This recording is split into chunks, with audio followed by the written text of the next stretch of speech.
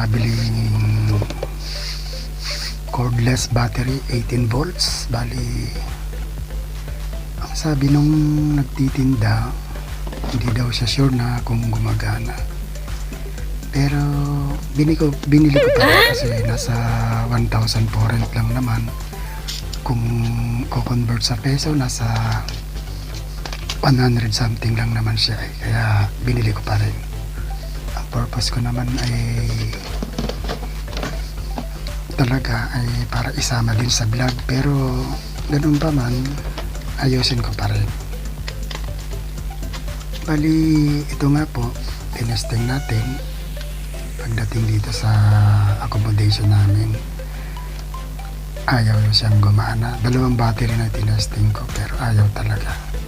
Ngayon, ginarge ko muna para malaman kung sakasakali baka na-discharge lang naman. Kaya ginarge ko siya ng mahigit 1 hour. Tapos yan, tinesting na natin. Sinet ko sa 200 volts.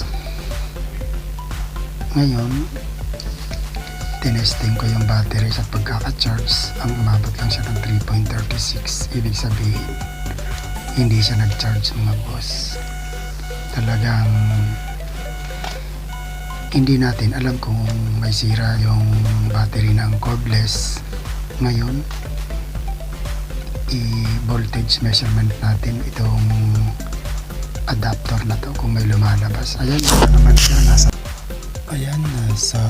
21.4 naman siya. Yung pinaka-output ng charger natin. Testing ko po itong pinaka-adapter din niya na pinagsasalpakan ng battery kung may lumalabas. Kasi minsan dito rin yan lalong-lalo na ayan, walang green, pula lang yung ilaw Kasi merong ilaw yan na indicator na nag-green dapat.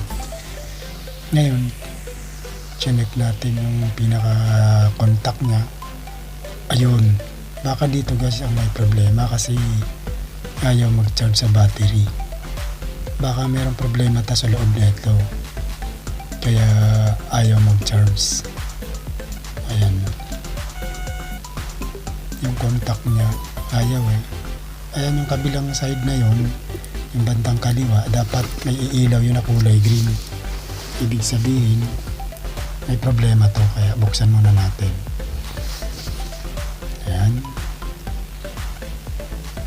okay naman yung circuit board parang wala naman siyang sunog o ano mang nangangamoy, parang wala naman medyo malinis naman siya. Ayan, okay naman.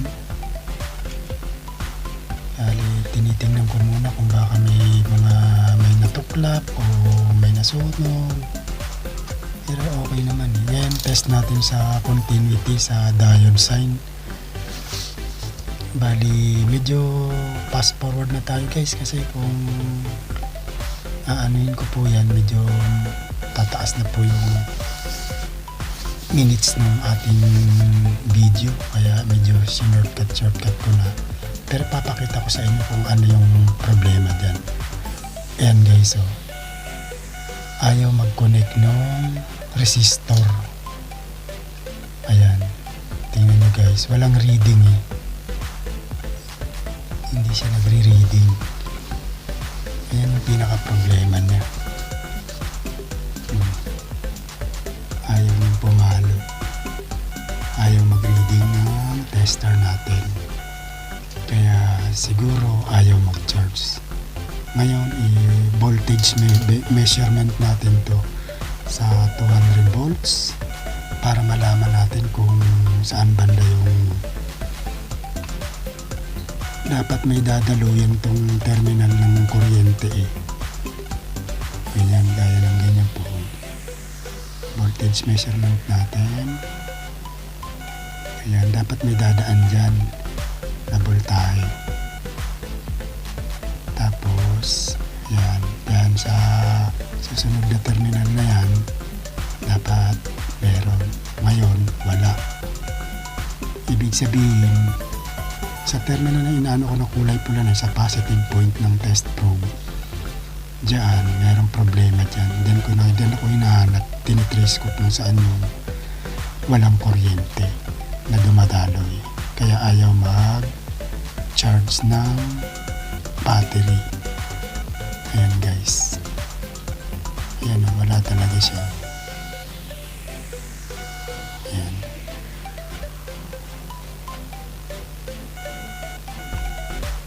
Ayaw talaga niya. Ngayon, tanggalin muna natin sa pagka-charge.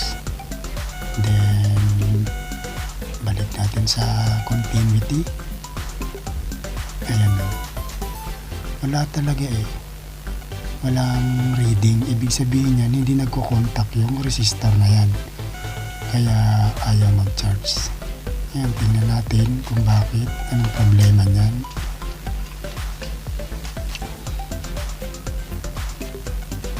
Ayan guys. Test ulit natin sa ibabaw. Yung pinaka-pin talaga ng dalawa. Ayan. May reading naman siya eh. May reading siya guys. Ibig sabihin, wala namang problema yung resistor. Okay naman siya eh. Nagre-reading. Kaso, ang ito, may napansin ako, ayaw na natuklap sa pagkahinang nakaangat. Kaya pala. Kaya ayaw mag-charge o ayaw dumaloy ng kuryente sa aking pag-voltage measurement kasi hindi nakakontak dun sa motherboard sa PCB. Kaya pala. Yan lang ang problema siguro guys. Kaya yan, hihinangin ko na lang yan. Yan, hinangin na lang natin yan guys para sakali. Ang problema pa nga pala guys, tinest ko din yung pinagdadaluyan ng LED na dapat magi-green yan. Kaso wala kasi akong pampalit eh, dahil wala akong alam na bilihan ng parts dito sa Hungary. Kaya ang ginawa ko na lang, ginaw ko pa rin. At ang importante lang naman, mag-charge yung pinaka-charger niya. Ngayon, i-voltage measurement ulit natin yan. Kung dumadali ulit ang voltahe. Ayan. Ayan na guys. Dumaloy na siya. Kanina wala yan eh. Ayaw mag-reading yan eh. Ayaw magbasa ng voltahe. Ngayon meron na siya. Okay na ito guys. Palagay ko magcha-charge nitong battery na ito. Kaya wala na tong problema. Okay na siya. Ngayon, ibalik na natin, screw na natin. Tapos, yan. Testing na natin dun sa pinaka contact point. Set natin sa 200 ulit. Test natin dun kung malalaman natin kung may pumapasok ng kuryente dyan sa pinaka positive terminal at negative terminal. So, ayun guys, meron na siya 20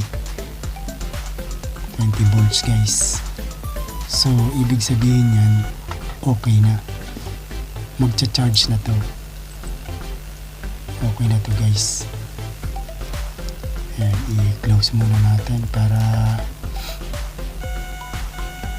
pag charge, safe na safe siyang i-charge. Ayan guys. Charge na natin ng sinarge ko po yan ng halos may isang oras. Ngayon, binalikan ko na siya. Isang oras. And guys, wala talagang green. May problema pa yung sa resistor niyan kasi siguro short siya o open o leak. Kaya hindi ko na rin masyadong tinis kasi wala naman po talaga akong pampalit din dito. Siya guys. Ibig sabihin yung battery walang problema. Ang pinaka problema lang doon sa pinaka adapter. Yung sa power supply tapos yung pinagkukonekta ng adapter na pag-charge ng battery. Doon lang. pinaka-resistor niya ay nakaangat, hindi nakakonect doon sa PVC, hindi nakahinang. Yan guys, gumagana naman siya, reverse, tsaka yung pinaka pa-screw niya, paluwag at pahigpit. Okay na siya guys.